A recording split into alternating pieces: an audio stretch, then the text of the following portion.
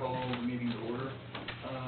March 10th, 2014 Parks and Rec Advisory Board meeting from the postponed March 3rd, 2014 Parks Advisory Board meeting. First up is roll call. McKnight. Here. Priest. Here. Mann. Here. Maxwell. Hall. Here. Caldwell. Lawson. Here. Watson. Here. Prophet.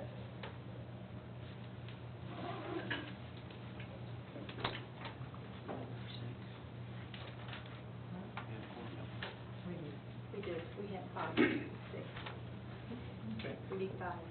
And next up is approval of February 3rd meetings, which I wasn't here, so I have no comments on that. Is there any objections to accepting the minutes as written? I'll make a motion we accept the minutes as written. Okay, need a second? I'll second. Okay. There's nothing we need to vote on or anything, is it, no? As far as the minute, I know they're wanting us to start doing. Well, we do, so Do- I'll call. Okay, go ahead and call roll. Watson. Abstain, which I can't say.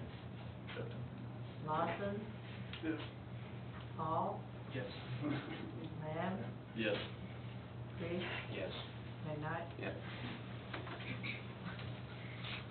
Okay, and next up is the Botanical Gardens Annual Report from Walt Tellers. Or, Unfortunately, Walt's out of town Okay. business, and so I'm Ron Cox, and I'm the director of the Botanical Garden. And thank you for letting us come and visit with you this evening. I think in your,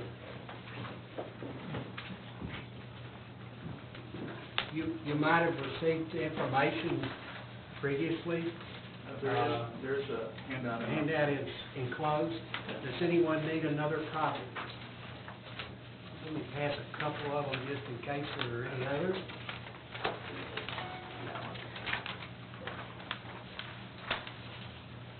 We are looking back a little bit on 2013. We had a very successful 6th season. We, of course, are in the 7th season now. The garden actually opened in October of 2007, the official opening.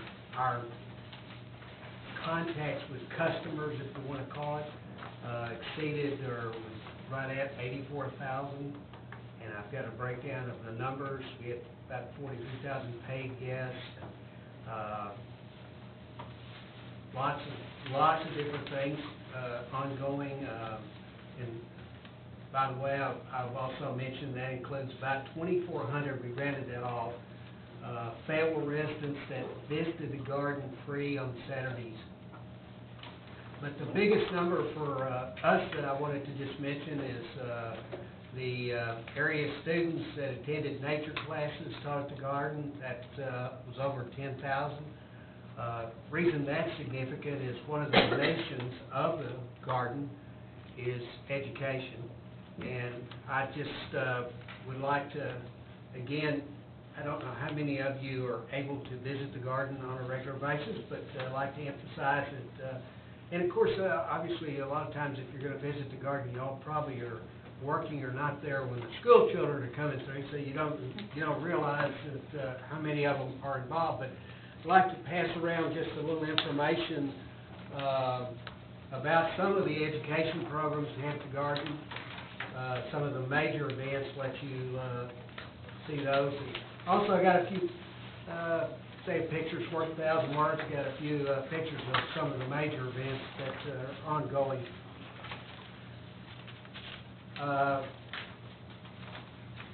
And again, these are some of the, just some of the major events that I've listed. There are many others that take place. And for example, one that's not listed is annually the green team from all the Fayetteville schools meet at the garden for their final meeting, usually in the late spring. And that's kids from each school within the school district of Fayetteville. And as you see, then some of our other major activities involve at one time large groups or large numbers. I was, and I won't read through all the other numbers, but I just wanted to highlight some features, some of the things that took place. One of the things that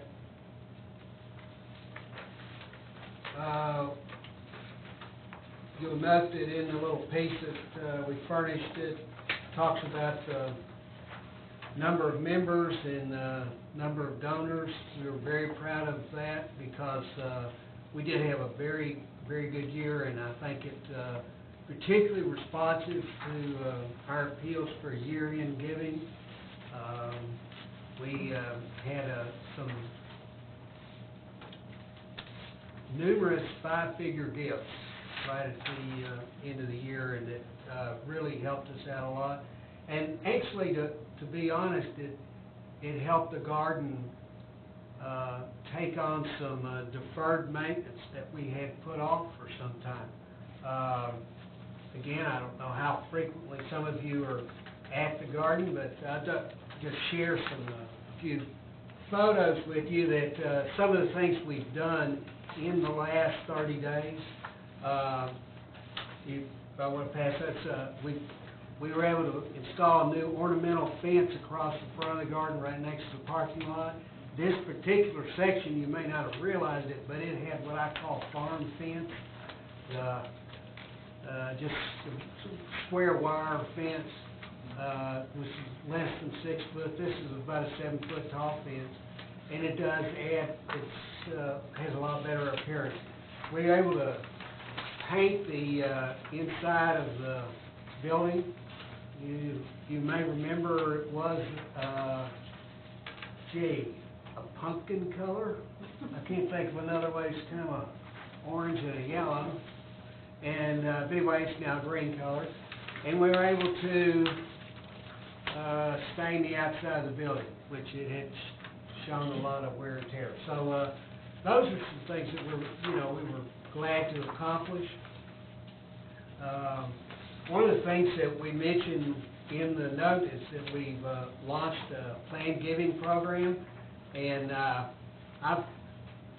you can never say make enough appeals, so I'm going to pass out to everyone one of our flyers for our planned giving program. I want y'all to think about this when you're putting together your estate plan, okay? But we did what down in talks about some of the things we're working on was emphasis on planned giving and awareness programs, and we're having a number of sessions dealing with that. A large number of our clientele, particularly our volunteers, are mature citizens, so it's quite beneficial to have that program ongoing. But I would also like to let you know this is something else that make you aware of. This is our calendar of major events for the year of 2014, and like for any and all of you, if you would, to participate or come out if you can. On some of the things we're planning for 2014 is, in addition to the items that already passed out with the photos, deferred maintenance activities, we are adding a new trail within the garden, and I'll pass this around also. I have a copy for each of you.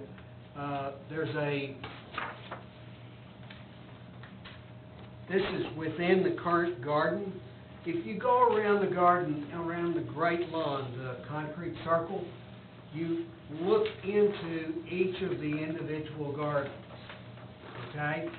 But you really, you can go into each garden, but there's nothing behind it. What we're doing basically is where the concrete great lawn, the circle around, looks at the front of each garden, we're going to have a trail that goes around behind all of these.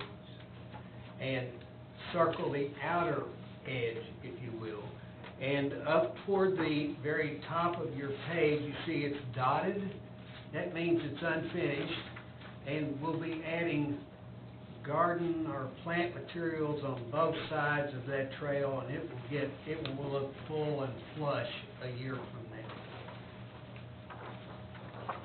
The red part, is that gonna be concrete? I beg your pardon? The part that's not dotted? It will not. It's going to be, well, we brought in a load of crushed granite. It's red, and by the way, you can, that's ADA accessible. Usually it packs down real hard. If you've been to Crystal Bridges, that's what they have on their trail. Same stuff. You get it from southern Oklahoma. So that's one of the things we're doing. That you'll also notice, since you're holding the map, that when you walk in, you look at the Japanese garden. It's probably the first thing on your right. And if you've been to the garden, you'll note that there's kind of like an open space right there. Well, we're planning on putting another new demonstration garden.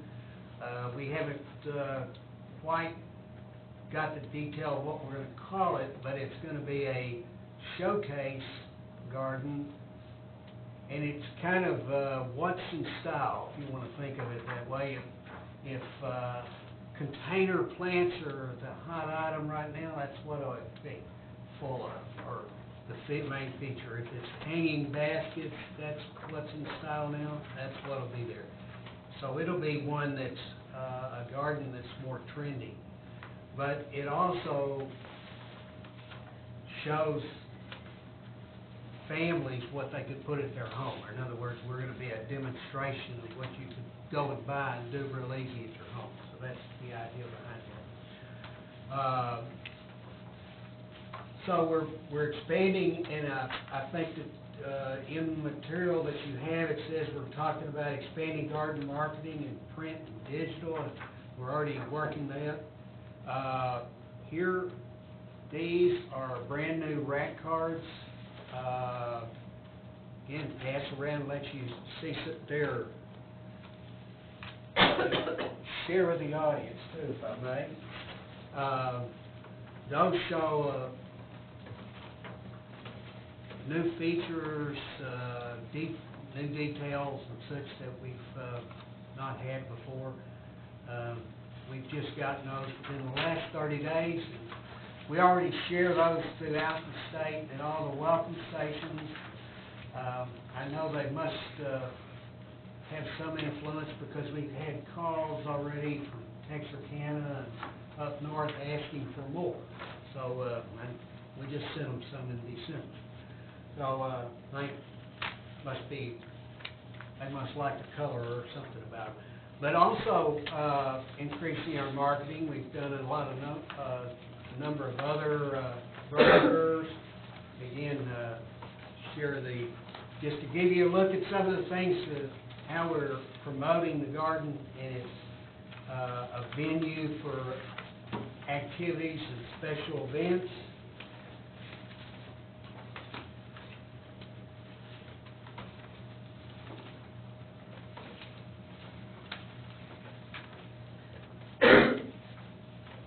And so those are some of the things that are, again, ongoing. I spoke earlier about education, and that was primarily children, but there are a number of adult classes that are ongoing at the garden. I don't have lots of copies except this one, but this is off our listing that goes to, it's on our website, and also goes out to members showing the classes that are being offered in the next 2 weeks at the garden. Just some to Queen of the Ozarks, and that's coming up next week, or this week. Beginning of organic gardening, rain barrel workshops. Those are so popular, by the way. We have to have 2 of those in March. Daylilies for beginning gardeners, composting made simple, and we'll have a bird walk with Joe Neal. So, those are just some of the things coming up the next 2 weeks. And, I think I've rambled enough. Or can I answer any questions for you about the activities that have taken place in the last year or whatever about the botanical gardens?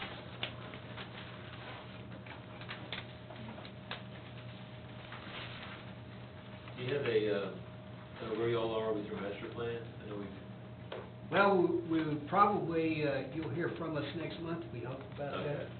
We're, Sure. In conversations with some different parties that have interest in the area, and, moving forward. okay, great. Appreciate, any other questions, yes? Appreciate you coming in prior to that meeting to get us all caught up. Thank you. Is there a cost involved with the education program for the 10,650 students? Is there some net cost? There is not, now, in most cases, the schools give us, and that's a good question, by the way, it helped me a lot, we get about $4 per child per day. By the way, our cost on that is just under $7 per child per day. So a lot of our appeals for support to various foundations or corporate support is for being a sponsor of education programs, because we're trying to get support to take care of that gap or shortfall in the funding for the education programs. I go back to 2010, we had less than 7,000 that were participating, and that was the same money that we were receiving then, but because the number, as you grow the number of students and you have a gap, well, guess what? The dollar gap grows, and that's something we were really working on. By the way, just to give you some comparisons, which we have a lot of those that, from other gardens. Powell Gardens, Springfield, out of Kansas City, their cost per child per day is over $10, and the average in the country is around $8.68, if I recall. And by the way, when I say average, there's an organization, American Public Gardens, that gives us quantitative information in that respect, and based on the age of garden, their size, etc., they do tabulations. You can get information. A garden our age, our size, normally has about 3,400 children that come through an education program, so our numbers really far exceeds what's the average. I didn't mean to start preaching. Well, I have one more question. Yes, sir. Just while I have you here, and I don't know if you can shed any light on it, but as far as like the trail going around, has there been any progress made on the master plan? Yeah, but I really don't have information to go over tonight, but yeah, I feel a little good about it. So it's still moving forward? Okay. Yeah, yeah. Anything? Thanks, Ron. Thank you. Your website looks great. Thank you. All right, Matt, I guess you're Okay. Yeah, thanks for having me. I'm Matt Mahal, this is Trails Coordinator with the City of Fayetteville. I'm just going to do a little quick overview. We've got a lot going on with the trails, so you can show the slide, yeah. So I'll just kind of refer to this slide, which, well, actually, can you do the other one? There, yeah. This shows in red the trails that are currently either under construction or in design. So I'll go around with you. This is Clear Creek Trail, which is north of the mall, kind of goes through Johnson.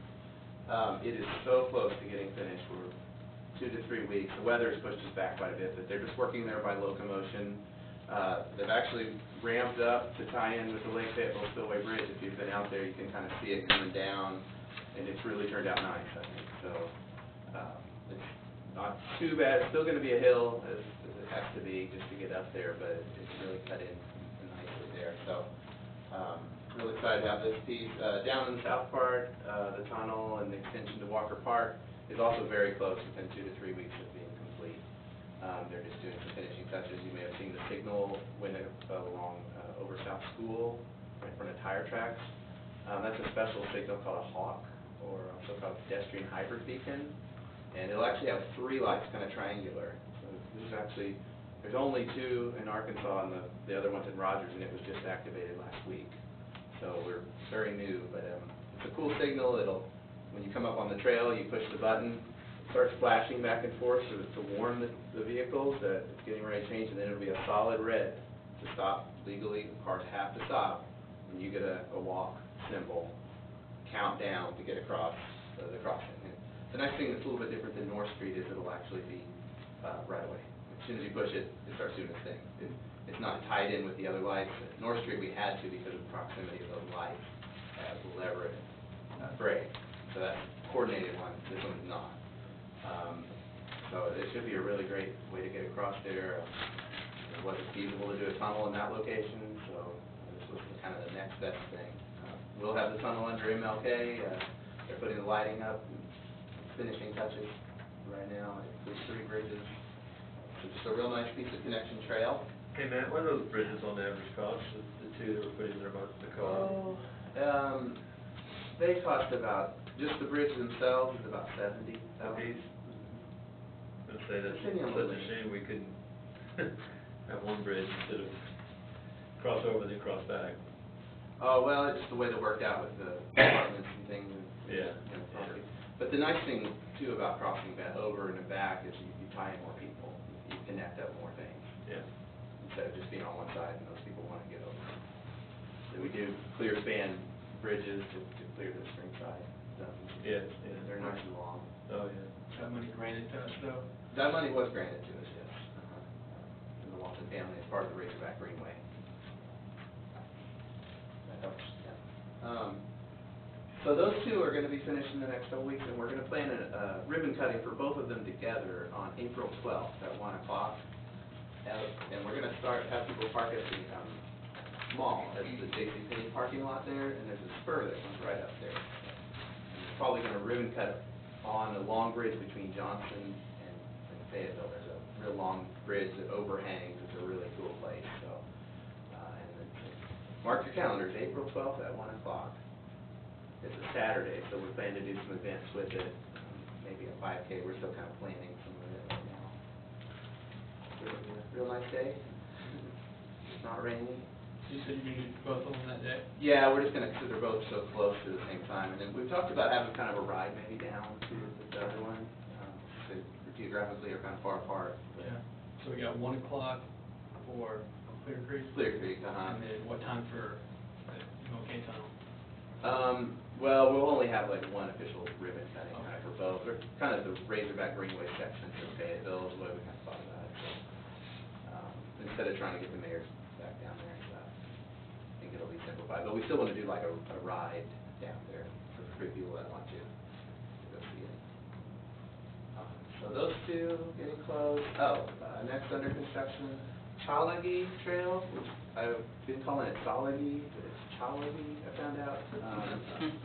And that stands for Cherokee Trail. How'd you find that out?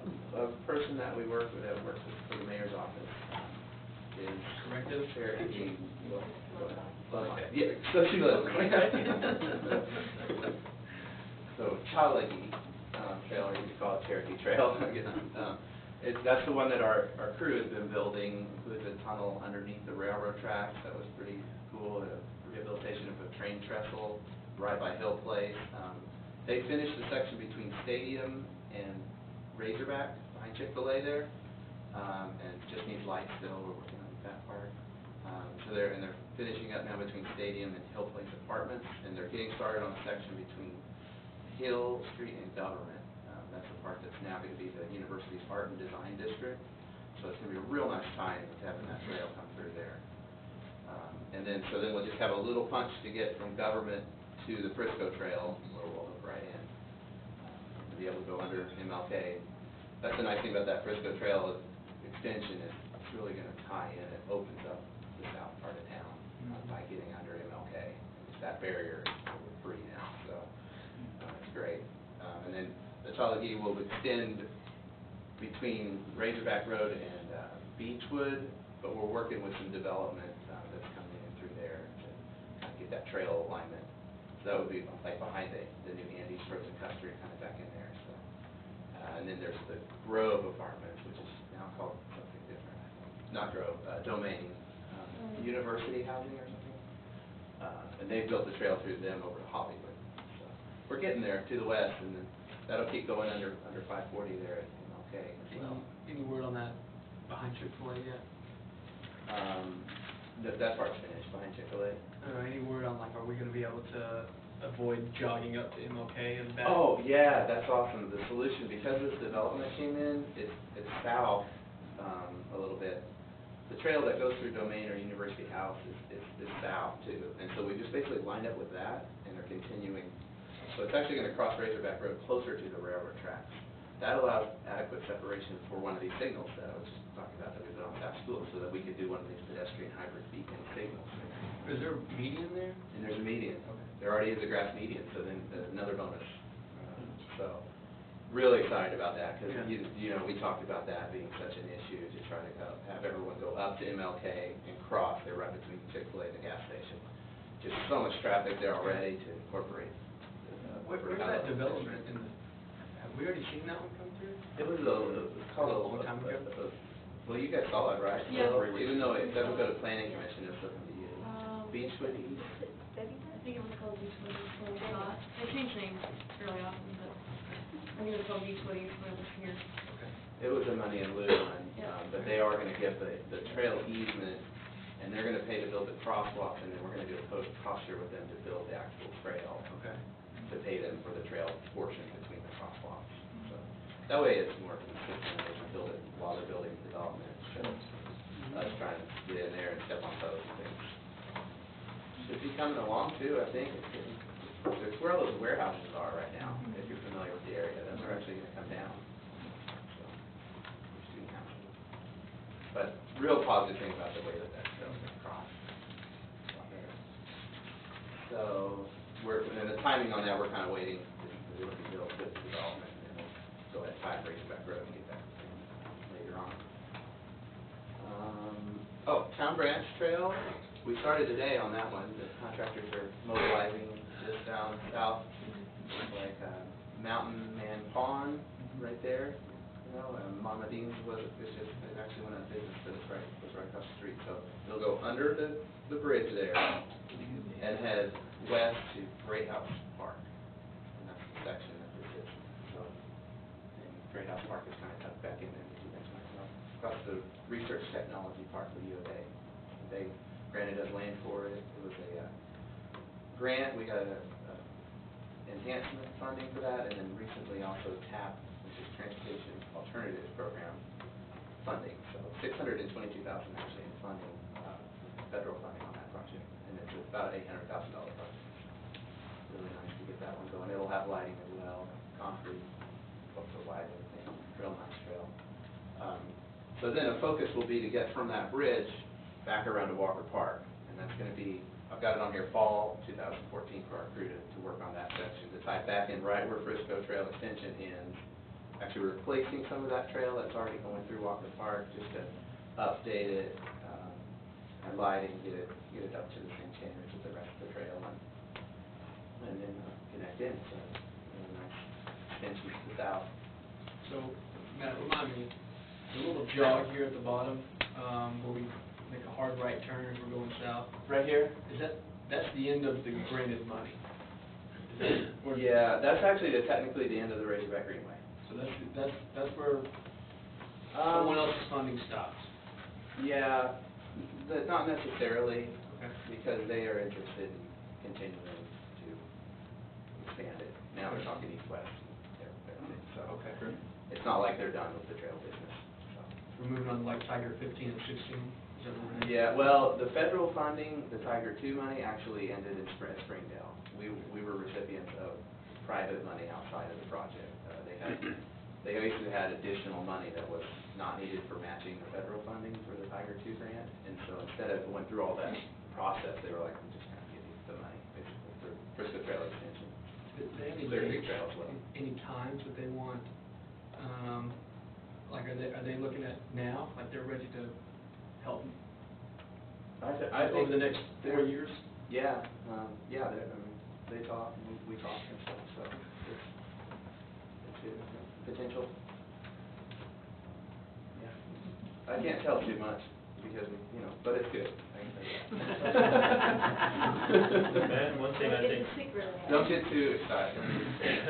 one thing I think would be real interesting to see is, when all this is done, is where all the money came from and where it went, and at what time. Because I know we were on the forefront of this, and some of it was donated, some of it we, asked for, we've got, some we paid for, and then the others come later to the party. I think it'd be very interesting to see how that money came at what time. 'Cause Yeah. I think it definitely set an example for North South Arkansas. At the same time, we may not have got some benefit others maybe got by coming in later. It'd be, I think that'd be kind of interesting. I don't know if anybody's put together a timeline on that, but that'd be interesting to even have a class at U of A, they study that. Because it's interesting how it came together, piece by piece. It got contagious after Yeah. they built Skull Creek and put the bridge at Lake Fayetteville and started that trail. I think it got contagious everywhere. Yeah. Everybody wanted what we had. Because it was so successful. Yeah. But yeah, and a good example of the spending in 2006 was a $2.1 million bond, and that really helped. I mean, it originally was just going to be for Skull Creek Trail, but we actually had enough left over to do sections of Frisco Trail downtown, and then also finished it off on the Meadow Valley Trail across the U of A property there. That finished that bond money, but I mean, it went beyond what, taxpayers at the time, or the voters knew that it would at that time, so, Well, just a good example. Go ahead and brag and tell them, about our, I think everybody probably knows how our trail system is built, but kind of Sure. fill them in on that, because that does. Yeah, it makes that money so efficient because we have an in-house crew through Transportation Division. So there's a 9-member crew that's all they do is build trails all the time. So that really helps speed things up with me. I'm able to work straight ahead of them, try to work on getting easements. Also, another saving is that we've had so many easements donated by property owners. Yeah. And more we're actually seeing that they see it as a benefit. Just like this developer, this is a plus. So instead of like, before where, that's gonna bring those people in my, my yard and all that. It's not so hard anymore.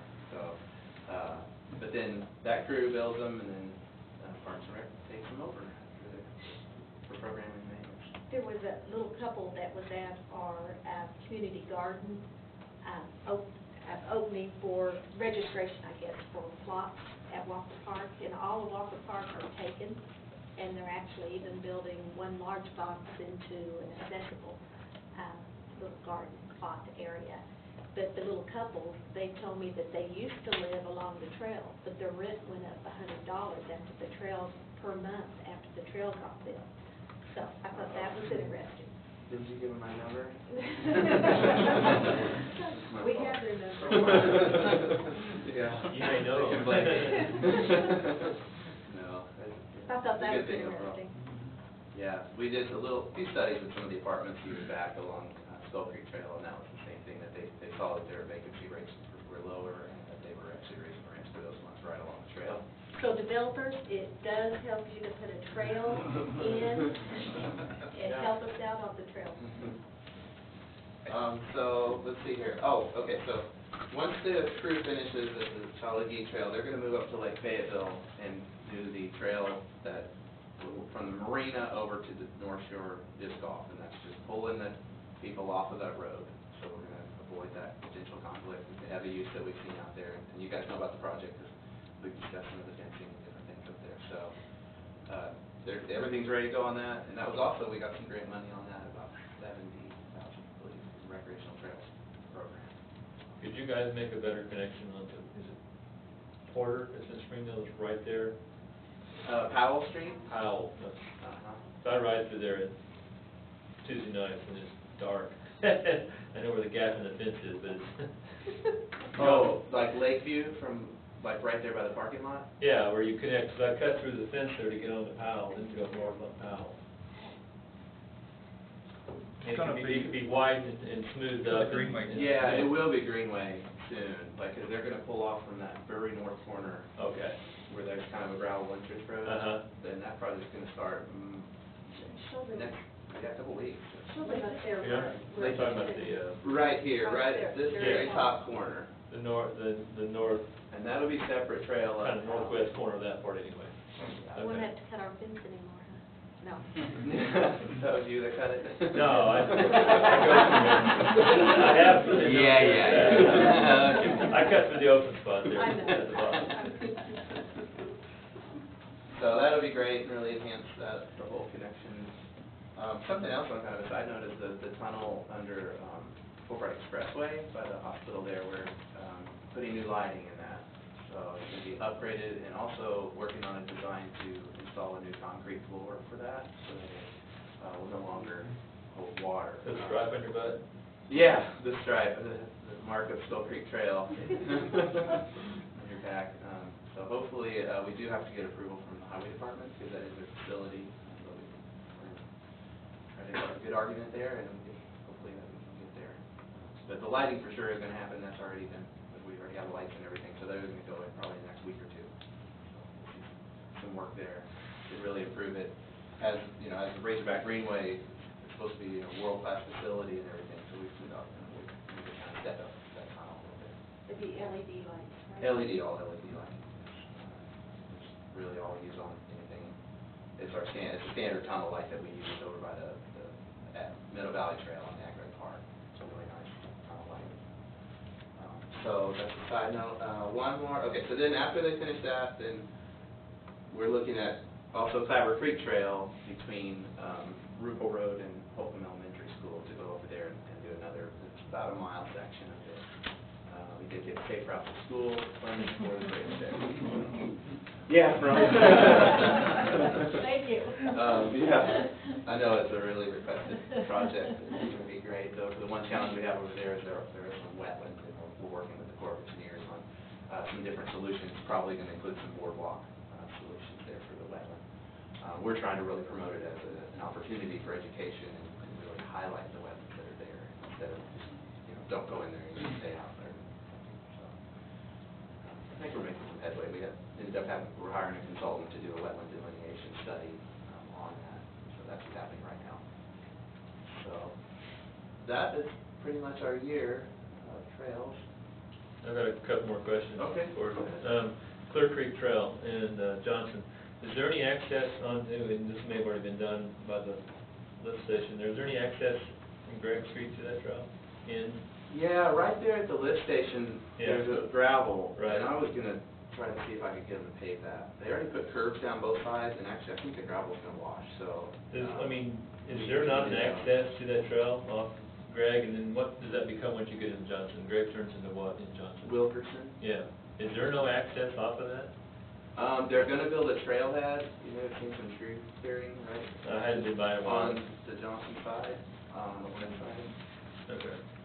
I mean, when I thought, I've been on the trail, Yeah. I get on before. There's access at Ball Street, the low water bridge, Right. that flood kind of.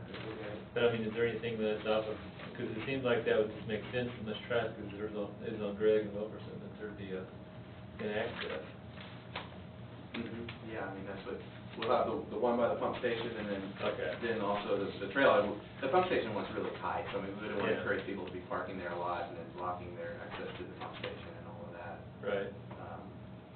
But yeah, as far as if you were on No, Greg, no, you that's want to not hop the down the parking trail. area, it's more just a way to get access onto the street. If you're coming off the trail and you want to go to, like, over to Walmart, you come around and go back up. Or, it seems like with a busy road, it doesn't seem like you'd have an access like that, that's what's going on. Well, there's one on the end of the cul-de-sac down closer towards, Yeah, okay, The I tunnel. figured there would be one of those cul-de-sacs too. You can there's avoid- an access on that avoid the southernmost tunnel. cul-de-sac. Okay. Yeah, But it's definitely pretty small. far away from where you're talking. Yeah, that would make sense too. And we do have access on Van Ash as well. There's a sidewalk that goes down, just on one side. Right, south side, right. down to the trail. trail. Yeah. Yeah, the pump station. But yeah, it's gravel right now, I think we should try to pave that. Would they be doing, I mean, is that something Johnson should be doing, or? I don't know where the Part of the property project. No, it's Fayetteville, but it'd be, I think it should be part of the project. Yeah, because, I mean, you ought to be able to run down Greg and hop on that thing. Yeah, definitely. For the accessibility. That's a good point. I have another question on a different area. Is there, I'm thinking of I talked with Paul Marinoni, and I think she may have talked with you all some about, they have a project coming up with some of their family's land, but she was interested in a trail that would basically, that would be on the south side of their property. The idea is it would kind of connect from Maple, the end of the western end of Maple Street, and go west, and then connect through. There's a one-lane cattle pass through underneath 540. And I know a lot of us have ridden their bicycles over Weddington, and that's heinous. I mean, it's narrow, I ride a lot, and that's a scary spot. And then the other connection across 540, usually by bicycle, of course, would be MLK, which is full traffic, or Porter Road, which is now has a bike lane. But are there any plans to connect? I think we need a connection from the end of Maple Street. Paula is willing to donate land on the south side of her property. This would be on the south side of the university's property, which would be a nice spot. I know exactly what you're talking And then where the pass-through, I mean, Yeah, you're have you gonna dig seen a the hole. pass-through? No, I have not. I know it's very narrow. It's Everybody pretty talks wide. about this path-through, I mean, it's not usable. Well, I'm assuming we're talking about, that would be maybe the start of another tunnel site. Yeah, but I mean, just because there's that pass-through there, it's full on, I mean, you gotta cut a new tunnel in. That's what I'm saying. I think they're gonna do That's it, quite a undertaking. aren't they gonna take a pass over Persimmon? Oh, that's on the plan over? A bridge. Flyover, Okay. yeah. Because So we need to connect, because of the boys club and because of the school, Owl Creek and all those neighborhoods, any connection to the U of A, that would be ideal for I students don't- coming and going. It would be probably through that property, the property. Well, Yeah, we are she's wanting to donate in money in lieu of, for other projects, property on the south side of her property for a trail. That is that is our development. No, this is further south of this development. Yeah, but that's what she wanted to, Yeah, because I think she's got that whole piece of property, she'd want to go ahead and bank that. Bank a trail border on the south side of their Yeah. property. And we just felt like it was a little soon, and we watched other developments to see on that. Because the other thing that's happening is Weddington and 540 is getting completely rebuilt, and we're requesting a 16-foot bridge separate Okay. for bikes and pedestrians Okay, over didn't know that. And so that's the Yeah, if we future get a project. trail there instead of having to build another bridge over a tunnel, Yeah, sure. makes the sense. Persimmon Bridge is looking pretty challenging. I was talking to engineering about it. Yeah, and I know that's always an issue A with. lot of money. Yeah. They I have strong funded rock. this project for Weddington, it will happen. Okay. I did not and know we're that. making sure that bike facilities get put on it. Yeah, And then, so yeah, that brings a different connection, kind of. yeah. And that's the other thing about that, I never figured out how with Maple Street, it comes up, it would go up Fossil, I guess, and cross, You to just get, go, which isn't well, real she was great. saying you just go to the very end of Maple and then just head west, and you're gonna hit the borderline between U of A's property, the way she maybe, we talked about it, or in. But I'm talking about like over on Stang, when you get, because there is an actual Maple Street right away. Yeah. gravel road, yeah. But then once you get there, that's what I've been having trouble, and the master plan doesn't That's what really you're saying, attempt you're talking about, yeah. to you're get to U of A. Talking south of Lawrence Circle. Yes, Yeah. due directly south of I got you. Yeah. That's just something that I've had trouble with. We found a route on the north side of Weddington that goes to Skull Creek Trail over by Asbel, and it's Yeah. working a route through there, from Weddington. Well, if they're gonna widen that bridge, which is what needs to happen, over we, Weddington 540, that's, Oh, it's pathetic, right? we felt it would be best to wait till something happens to that other piece of property, because right now it's too early for us to know if we need that parcel, and we certainly don't want to take it yeah, if we don't end up utilizing it. okay. I want to ask you, if you have done this yet, have you looked into cost for the two options for the regional park, to get to the regional park? I think it would be Town Branch Trail and then Shiloh Trail. That's right, Town Branch, and then it becomes Cato Springs Trail, that comes down, and Shiloh Trail. Yeah, the cost, I think, is kind of, Shiloh Trail has potential to be very cost effective, because there's already, the road, the access road, I drove it this the other day. From the clearing, it's a 30-foot road that goes all the way, almost to the regional park land.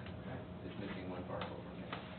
And so what we were thinking we could do, it's very low volume street, is actually incorporate the trail into the street, 30 feet wide, maybe take 10 for a two-way cycle track type facility, a protected bike lane cycle track, and then have 2 driving lanes. So that's a matter of striping, I mean, actually. Sure.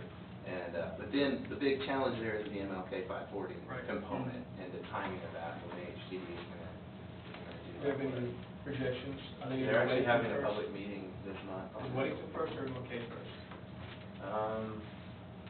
The wedding continues to be further along on the plan.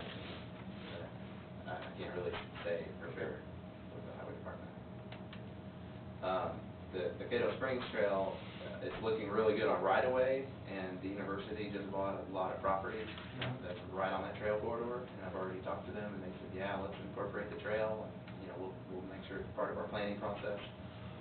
The right-of-way is pretty good on that one. It does include a bridge over the spur of, like, 540 that goes over toward the airport. I guess that's called the Overland Expressway as well, but we're going to need a bridge over that. So that's going to be costly. So the good thing, it would put the new 55 acres, or what, 50 acres plus the intramural field into the regional park. I think it would be a very perfect connection. About right next to each other. A little bit more expensive, but Yeah. great connection.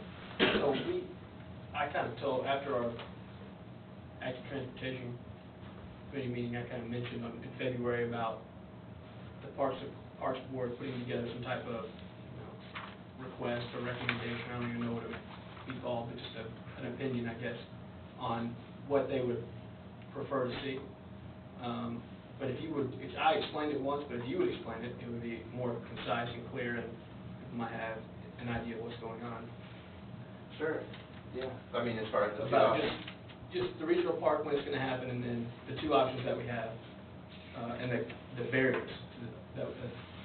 Yeah, I mean, that's kind of, I just went through that a little bit, but the MLK 540 interchange, when HD can widen all that and do that work is a big factor, because actually the Solid Geek Trail is at Hollywood, that's where the McDonald's is, so we're not that far to get over toward that intersection, okay, and then also the Town Branch Trail, like by Crown Apartments, is gonna swing up and be in there too, so it's an extra little, 2 coming together. I think that probably is the near-term better connection potentially, especially the way that Shiloh, the access road's built, and then we could have that connection. But knowing that timing of the interchange is so hard, so I don't have a real clear answer on there. The Town Branch that we're starting on today is a part of that connection that goes down to Cato Springs. Like I mentioned, the right-of-way is pretty good on it, so it has potential. So we could really get going on that. We're looking at right now, another property owner wants to donate some land, so I'm probably gonna, maybe, we're gonna look at it, but I might be bringing that to you guys too, to look at, so. So if we bumped a few of those projects up the list for Town Branch, we could get there by 2018? Yeah, I think so, yeah, by 2018, yeah. And then with the other, we're at the mercy of the highway department. Yeah, just that timing is hard to predict. How difficult would it be to get from Hollywood to the MLK intersection? Yeah, it's not too bad. We looked at a route kind of behind that old Walmart, it's Tyson's now, building. There's kind of a little bit of a corridor back there. And then comes up by one of those, between those hotels right there, and then kind of comes up the access road a little bit.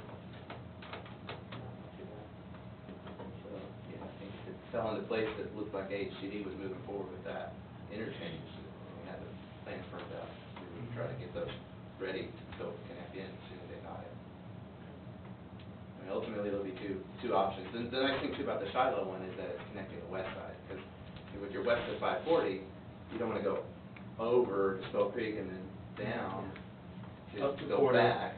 Porter, yeah, come under Porter and then just ultimately coming back. So what about there's not a lot of west side projects that are up the list either. So what about tying in some of those west side projects? Right now, Our I wish I put that slide, our 5-year plan. Or did I give you that? No, I didn't think I said it. Okay. Yeah, Bryce, Hamstring Creek Trail, Bryce Davis connection, could be potentially one that we could maybe move back a little bit. Clabber, as I mentioned, we're gonna do that lease to get to Holcomb. The other pieces are parts of Silo Trail that I have planned for that side, and, you know, that would be parts that would tie in everything, and I do feel like they're important to make the connection on up to north, at least to Mount Comfort.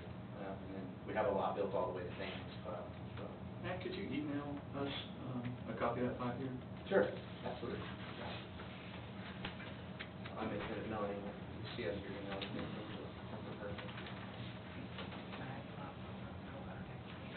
Yeah, we are, after transportation, April 9th, and we're currently, as John mentioned, looking at that, shifting maybe some of those priorities, but keep in mind that it is a working document. So it is subject to change. That's what we're trying to, you know, we want all of them, but unfortunately we have to pull some to do others. It's the reality of it. Not pull them permanently, just push them back in the time frame. So It'd be nice to have a lot of access to the regional park when it's getting into that. And that's why we're shifting our focus, you know, seeing that the regional park and the fall of Kessler, you know, now happening and all of that. It's a major destination and we certainly want to connect to it. So that's becoming our priority. So shift the document a little bit, and that's what the group is going to be tasked with. And I might mention, in our audience there, we have both of our aldermen from Ward 4, Alan Ross and Robert Young. Thank you. We're loving hearing the stuff about Shiloh and keeping it 10540. Thank you. I have one question, and I think this would be the best time to ask it. Byron, you might be involved. I think all of us, especially those of us that walk or ride a bicycle, and it's probably something to discuss on April 9th for the ATHC. But when we, and this only happens a few times a year, it seems like this year was very bad, but when our city crews plow the streets, all of it goes on to either the sidewalk or in places near where I live, onto the bike lane. And I know not all of it's the city, you know, some of it's highway and county folks too.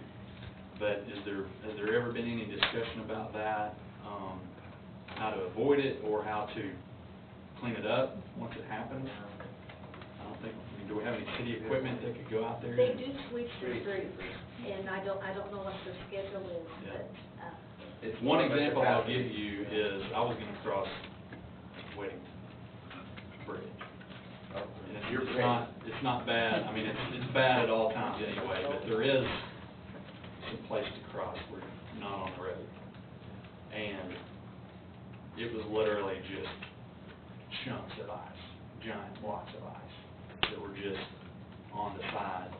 And that was one place that I saw that, at least right there for that small spot, pick a side, you know, that could have been moved to just a pile, you know, off the bridge. And I don't do that work, so I don't know what's involved, but it just seems like it happens. It's not all year long, but as soon as we have a snowpocalypse, everybody's worried about driving everywhere, which is a bad idea anyway. And I had to drive because I couldn't get my bike through these places, and I sure wouldn't want to walk through these places. So it's kind of like we're focusing only on cars at that point, when really people shouldn't be out driving, period. Is ATAC the best place for me to bring that up? Yeah, I mean, Talking about Terry sidewalks Bailey and there, everything. and he's the transportation director. So he's over that, but I mean, the reality is it's a tough one. I mean, I don't have a real clear. Yeah, it's not only, going to. hopefully, only a couple times a year. Yeah. In the gravel cleaning, I was gonna tell you, they put out so much gravel, he was telling me how many dump truck loads. And he said the street sweeper can only pick up in a day, like, I think it's maybe like 2 or 3 man those trucks. And he said, I mean, the amount of person dearly about it, it's way cheaper than going to go. So and I have printed a map for them, they have it down there, the street sweeping people, of all our roads that have bike lanes on them. And I've asked that they, pay attention to that and make that a higher priority. It's always a Well, challenge, I know think, you but- keep that in mind when you're looking at, say, getting to the Greenway Trail or to the regional park. Yeah. And that's where Going down the some- side of the road and just adding a, bike lane because it's cheap. Yeah, that's true. Sometimes it's not always the best idea. Uh-huh, and that have that other side of it, and that's where the trail along the creeks and everything is so used, and heavily used during snow events. And the guys do plow it, they plow those trails. Yeah, go ahead. Is it okay? Good question. Oh. Were you talking about on Weddington, the bridge over Weddington, primarily where the ice is? That was a spot that was just impassable. It Okay. was just completely impassable unless you got on the road. Okay, well, I was And just there were curious. people walking down the center of the lane, the heart of Ward 4. Well, I'm Walking also down the center lane. also wondering who's responsible for cleaning that bridge? Is that the Arkansas That was Highway probably the Department? highway. It would be. Or was it- Highway Well, Department. and everybody kind of works together a little bit. Yeah. And it's, we all think, well, it'll just be a couple of days, but, this time it was a lot of days. Fayetteville is a state highway too, It is a state so highway. that's the But- highway department's the one that's doing that. Yeah, they're responsible for But it. going out Mount Comfort, where there's the bike lane over there, Yeah. they was just full, yep. Nicely. So they didn't try to plow like a little bit more, go to the curb? They may have come back, I wasn't out there and checking, but at the time I was there. And there's several places where, the trail crosses. I think the trail crews did go back, like say, for example, where the trail crosses Poplar or any of those streets. I think it was just a temporary. Where they plowed it up, mounted it up right at the crossing? And then you guys were- But it's just the whole idea of ice is bad mostly for cars.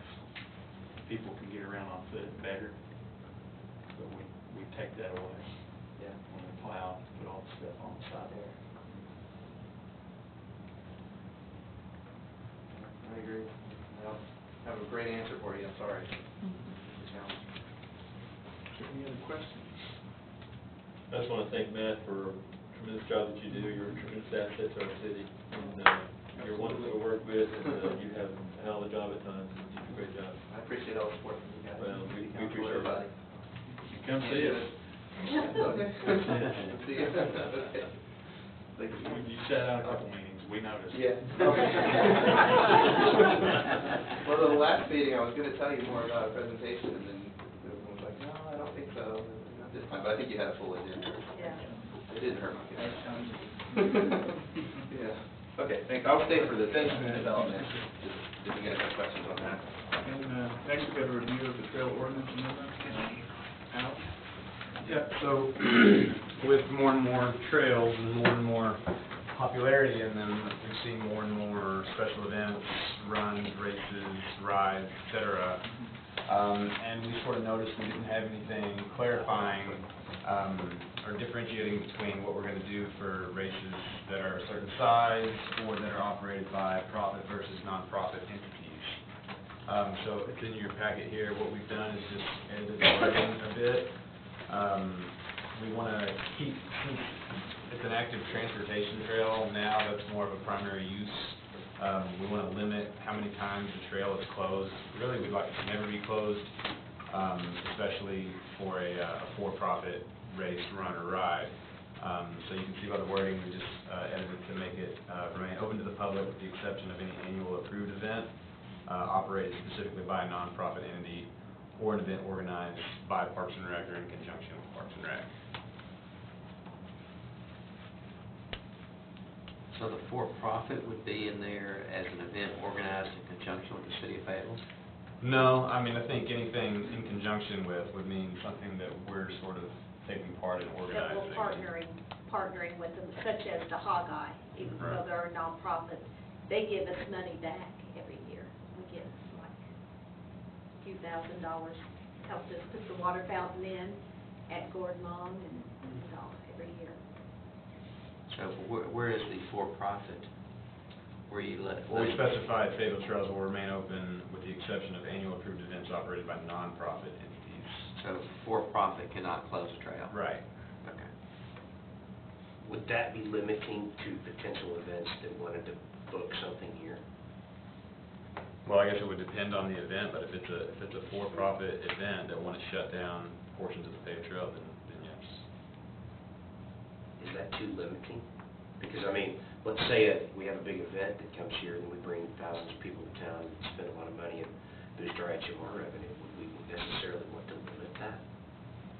I think since it's an active transportation trail and it's a trail paid for by taxpayers, I think the idea is that we don't want it to ever be shut down for people that are in the business of making money. Our city attorney feels very strong that, you know, it is our city citizens' tax-paying money that builds those trails. But if something big came in, hopefully they would partner with us and we would help them have that event. But, you know, somehow we would like Fayetteville to get something back. So currently, for-profit, we're not getting anything other than the HMR revenue boost of a potential event. So this is tying another revenue stream for a for-profit as long as they partner with this. And how would that process work? If they were to partner with us? Yeah. I guess they would have to just come in and sit down, they'd fill out the special event form, and then we'd evaluate it, and then bring their organizers in. Okay. Can you name a for-profit event, for-profit race? So. Fayetteville Half Marathon. Yeah, Fayetteville Half had it at Lake Fayetteville this year when they rescheduled. What about, I know this is more on the streets, but what about Joe Martin? Not Closing done city streets down. through us, and they do pay a fee to close That's the street. for-profit. Mm-hmm. Yeah, for the streets. Venture, we're closing city public streets down. The way we sort of view it is that there's plenty of alternate routes you can take when you're on city streets, the trails. There's really one, Skull Creek, there's really not an alternate route other than Skull. So it's sort of viewed as way fewer options when you're dealing with trails. Now, later on, when we do get more trails, more trail access, it might be possible to close down certain sections and have better access. So we might look at it again at that point. Yeah.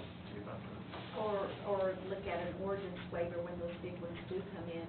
I mean, it doesn't mean that we're gonna chase them away from Fayetteville. You know, we could go and ask for, such as the solar boat race. We never closed down Lake Fayetteville. However, we signed a contract that we did for, I think, 5 years, 4 years, I forgot how many years, for us to host the solar boat, university solar boat competition here, which was very big and everybody very much supported. So I see it similar as that. Is this going to be a similar language to other cities? Springdale, Rogers, Bentonville? They don't really have it in their ordinances. They usually just word it in their event forms themselves. But yeah, it was sort of a collaborative effort from the wording and finding those. And any event with size probably won't be able to exist in the trail corridor anyway, right? I mean, anything big enough won't be able to fit in the trail corridor, so. Probably, I mean, we have gotten event forms though that they wanted to host something for 200-300 people, and that's just viewed by us as too many folks to, I mean, because we don't want to have to make the determination whether to keep the trail open or closed. We want the trail always to be open. Those larger events, 200 or 300 people, we just viewed as inaccessible, limits trail usage too greatly. This is only for people who would request to close the trail for their event, correct? Or that we deem the event is too big to where we would have to close down the trail. And where is that language in here about deemed too big? That's on the special event form itself. Okay. The concern I have is the 4 hours, because I can see that Razorback Greenway, if we're running from South Fayetteville now, we're gonna run all the way to Bella Vista. Eventually, there's gonna be some trail race that's gonna do the entire thing, and regardless of where you start, 4 hours is not gonna be enough time to complete anything. And so I think I think you So could that's just your close rotate a 4 section. hours. move down the course. And we also did sort of leave it open there, unless approved by the mayor or designee. So if it's something that's approved by the mayor that would extend that 4-hour time limit, then we could do that.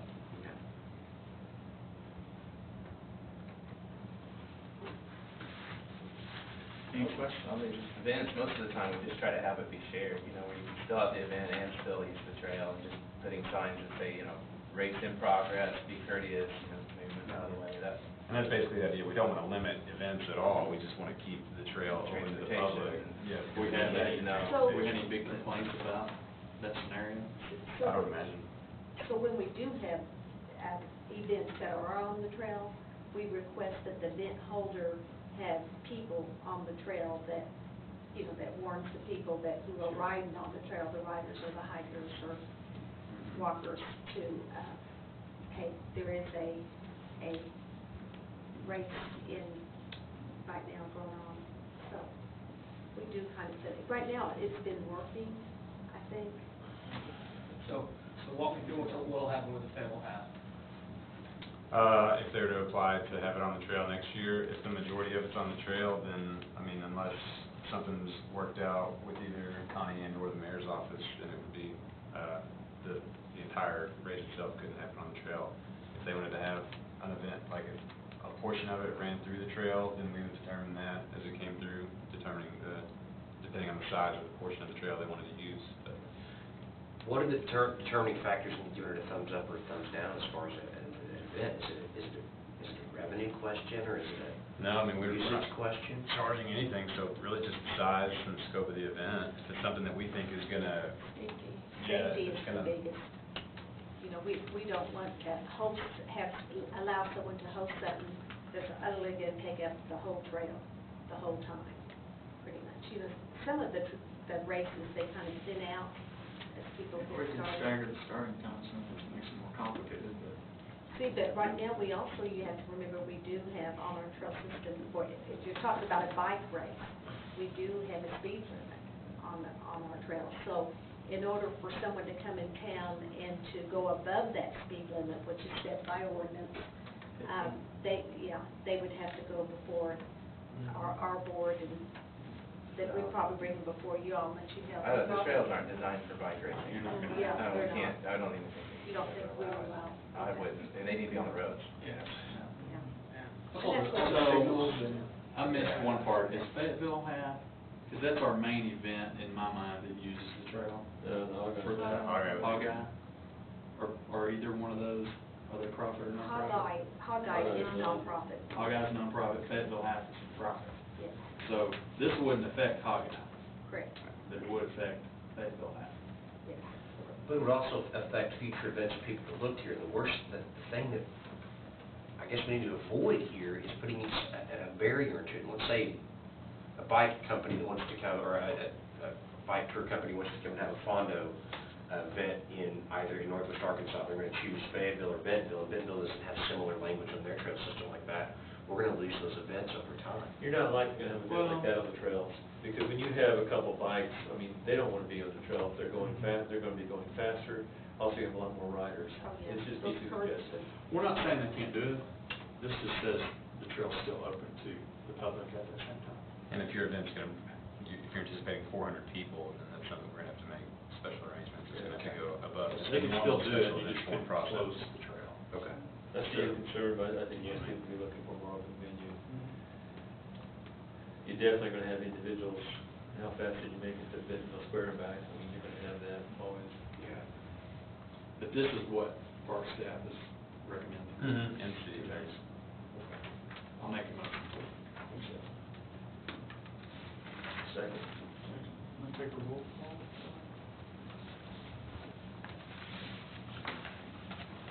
At night,